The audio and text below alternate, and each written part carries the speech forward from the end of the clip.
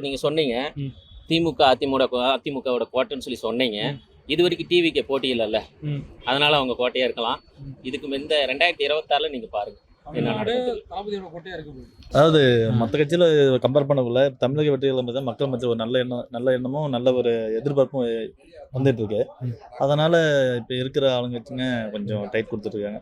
ஏன்னா இப்போ கவர்மெண்ட்ல இருக்கிற அதிகாரிங்க பார்க்கல அவங்க என்ன மேலிடத்தை சொல்றாங்க அதை தான் கேட்க முடியும். ஆமா. அந்த சூழ்நிலை அவங்க தள்ளப்பட்டிருக்காங்க. ம். இருந்தாலும் இப்போ தளபதி பார்த்தீங்கன்னா மக்களோட அனைத்து விஷயங்களையும் அதை நல்லது கெட்டது எல்லாம் ஆராய்ந்து ஒரு தமிழக நல்ல ஒரு தலைவரை எதிர்பார்த்து வந்து மக்கள் எதிர்பார்க்குறாங்க.